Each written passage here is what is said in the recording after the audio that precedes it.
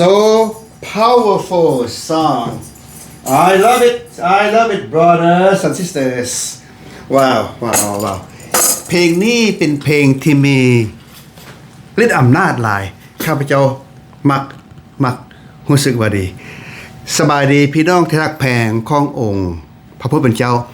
ตอนเช้าวันนี้อีกครั้งหนึ่ง พวกเขาจะมีโอกาสเว้ากันในพระธรรมต่อจากอาทิตย์ที่แล้ว คือ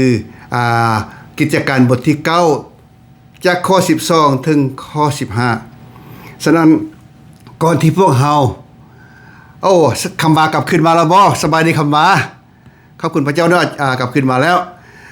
ก่อนที่พวกเขาจะเว้าว่าพระคัมภีร์เหมือนกันก็เชิญพี่น้องได้ร่วมใจกันอ้อนวอนนำข้าพเจ้าก่อนเนาะข้าแต่พระเจ้าพระบิดาของข้าน้อย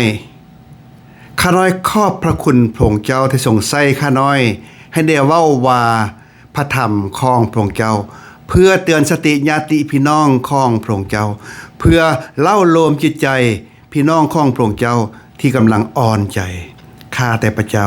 ข้าน้อยขอมอบการเวลาต่อไปนี้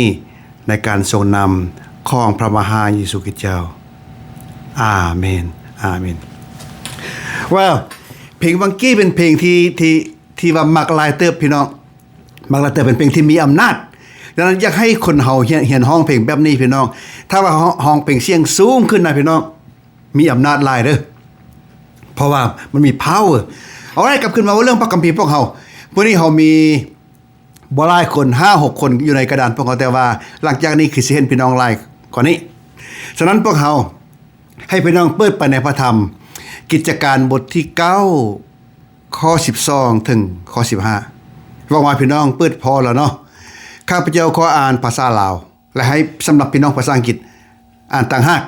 so that I want to read Laos only but if you read English read your own on the board or on your Bible or let me read Lao for right now ข้อ12ว่าดังนี้และลาวได้เห็นนิมิตนั้นว่ามีชายคนหนึ่งชื่อว่าอานาเนียได้เข้ามาวางมือไซเพื่อให้ลาวเห็นหงอีกเมื่ออานาเนียได้ยินเช่นนั้นก็ตอบว่าข้าแด่พระเจ้าหลายคนได้บอกข้าน้อยถึงเรื่องของสายคนนี้คือโซโลตลอดทางความชั่วร้ายของลาวที่ได้เฮ็ดต่อภัยพลอันบริสุทธิ์ขององค์พระผู้เป็นเจ้าในนครเยรูซาเล็มลาวมาที่นี่ก็เพื่อถืออำนาจจากหัวหน้าปโลหิตเพื่อจับกลุ่มทุกคนที่นมัสการพระเจ้าพระเยซูคริสต์ข้อ15แต่พระเจ้าผู้เป็นพระเจ้าได้กล่าวแก่อานาเนียว่าจงไปเถอะเพราะเฮาได้เลือกสายคนนี้ให้หับไส้เฮาเพื่อเราจะนำนามชื่อของเฮาไปต่อหน้าคนต่างชาติและบรรดากษัตริย์และต่อหน้าประชาชนอิสราเอลพี่น้องที่รักแพงข้าพเจ้าขอสรุปดังนี้ I want to summarize the whole things for you up there can you read English พี่น้องอ่านภาษาอังกฤษได้บ่if you cannot read let me know I will read for you but if you can read go ahead read but I will read loud at the present time because I have more loud people on the board for right now ข้าพเจ้าขอสรุปดังนี้พี่น้องสรุปจากข้อ12ถึงข้อ15แปลว่าดังนี้พี่น้องที่รักแพงพระเจ้ากล่าวกับอานาเนียในทางนิมิตว่าเขาจะว่ากันทางนิมิตและบอกให้โซโลผู้หนึ่งกล่าวทางนิมิตและผู้หนึ่งบอกซึ่งโซโลกำลังอธิษฐานได้เห็นนิมิตว่าอานาเนียจะมาวางมือเพื่อให้ตาของเราเห็นหงคืนอานาเนียลังเลใจได้พี่น้องเพราะว่าฮู้ว่าโซโลมาที่นี่เพื่อข่มเหงคริสเตียนแต่พระเจ้าทรงกล่าวบอกอานาเนียว่าโซโลแม่นเครื่องมือที่พระองค์ทรงเลือกไว้แต่เพื่อจะนำพระนามของพระเจ้าไป5คนต่างชาติ5กษัตริย์และ5ชาวอิสราเอลที่บ่เชื่อพระเยซูคริสต์นั้นดังนั้นพี่น้องจากแบ่งอันนั้นมันสรุปทั้งหมดแต่ข้าพเจ้าขอแยกแต่ละข้อเป็นดังนี้พวกเขามีคนไล่ขึ้นมาสบายลินพงสบายดีอ้นขอบใจที่เข้ามาโอเคให้พวกเขาอธิบายต่อเนาะว่าดังนี้ อันที่หนึ่งครับจะบอกกับพี่น้องว่า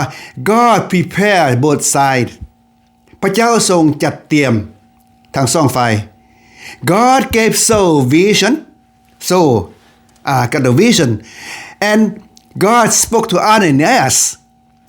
God works on both ends He prepared the messenger and the receiver at the same time พระเจ้าได้ทรงให้นิมิตแก่โซโลนิมิตแก่โซโลซึ่งมาตอนนั้นเพิ่นกำลังอ้อนวอนอยู่พี่น้องจื้อได้บ่โซโลกำลังอ้อนวอนและกล่าวกับอานาเนียทางนิมิตพระองค์ทรงจัดเตรียมทั้งผู้ทรงข่าวและผู้ขับข่าวอันนั้นเป็นอันที่หนึ่งที่ข้าพเจ้าบอกกับพี่น้องว่าเมื่อเวลาพระเจ้าทรงจัดเตรียมนะพี่น้องพระเจ้าบอกอานาเนียไปหาโซโลแล้วพระเจ้าก็ว่ากับโซโลว่าจะมีคนมาหาเจ้าดังนั้นหมายความว่าพระเจ้าเตรียมไว้ให้อย่างเรียบร้อยดังนั้นนะเมื่อเวลาพวกเขาจะไปประกาศข่าวประเสริฐนะพี่น้องถ้าเป็นที่พอน้ำพระทัยพระเจ้านะพระเจ้าเตรียมไว้เรียบร้อย Let it be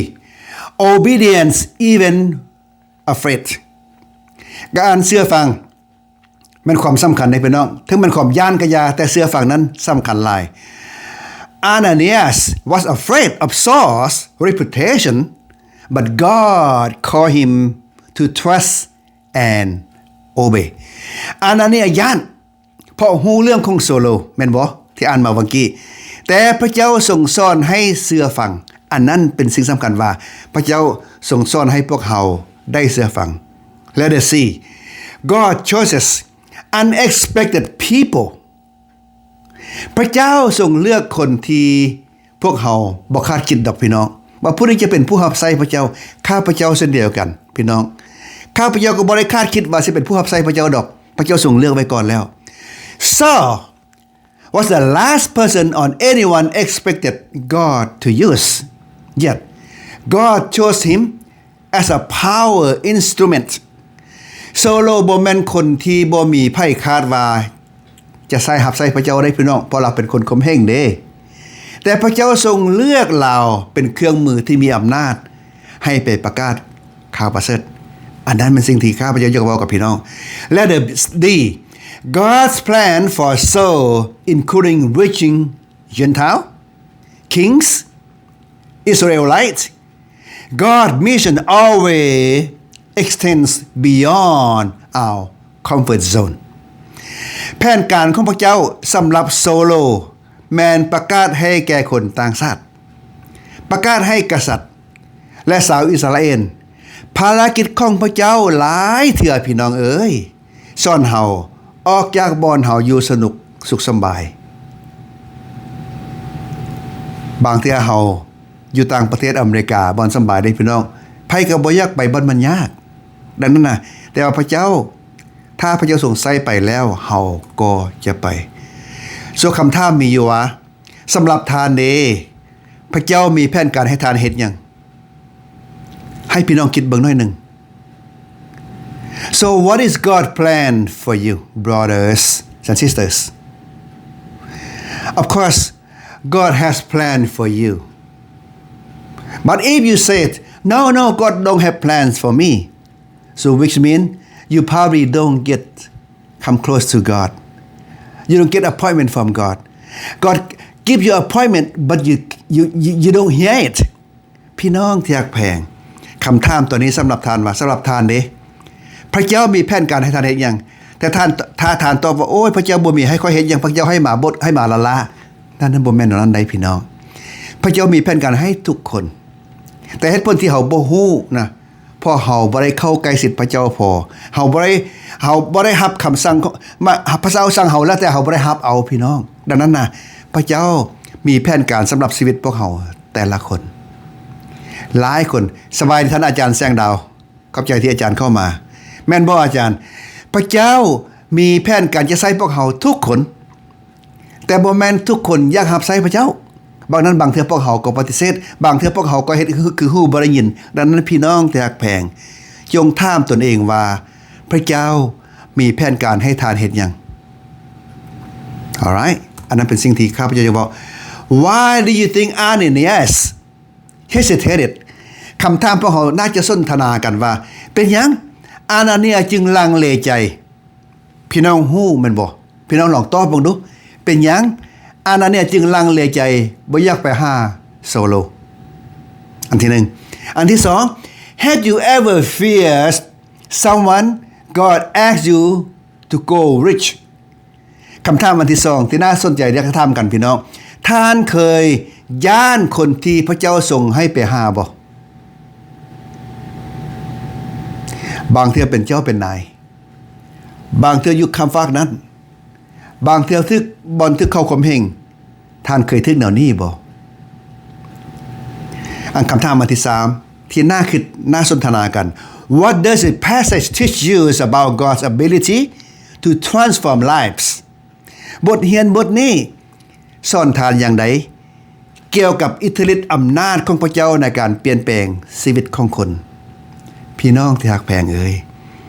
โซโลเป็นคนข่มเหงคริสเตียนอานาเนียเป็นคนขี้ย้าน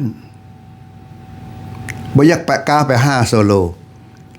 แต่เพิ่นก็ไปเพราะว่าเพิ่นฟังความพระเจ้าพี่น้องที่รักแพงหลายเทื่อพวกเขาก็ย้านในการประกาศข่าวประเสริฐโดยเฉพาะอย่างยิ่งบ่อนที่ทึกข่มเหงบ่อนที่เพิ่นบ่อนุญาต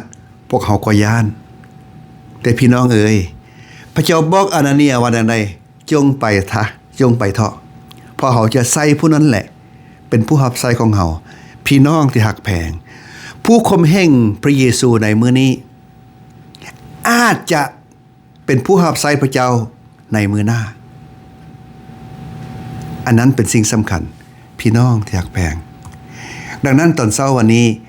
ข้าพระเจ้าจึงอยากสักส่วนพี่น้องอธิษฐานดังนี้ I want to ask you to pray this prayer on the board ข้าพเจ้าอยากสักส่วนพี่น้องได้อ้อนวอนในกระดานเชิญพี่น้องร่วมใจอ้อนวอนข้าพเจ้า Let us pray Oh Lord forgive us in the past we give that you give us and encourage us for like Ananias the humility of soul and obedience to follow your voice use us as your chosen instrument for your glory ข้าแต่พระเจ้าเอ๋ยขอพระองค์เจ้าทรงยกโทษพวกข้าน้อยในความผิดที่ผ่านมาที่พวกข้าน้อยบ่ได้เชื่อฟังพระองค์เจ้าและทรงโปรดประทานความกล้าหาญเหมือนอานาเนียให้กับพวกข้าน้อยขอให้มีความถ่อมตัวเหมือนโซโลเถิดพระองค์เจ้าค่ะโดยเฉพาะข้าน้อยข้อเชื่อฟังเสียงของพระองค์เจ้าขอทรงใส่ข้าน้อยตามน้ำพระทัยของพระองค์เจ้าข้าแต่พระเจ้าพวกข้าน้อยขอเป็นเครื่องมือที่พระองค์เจ้าทรงเลือกใช้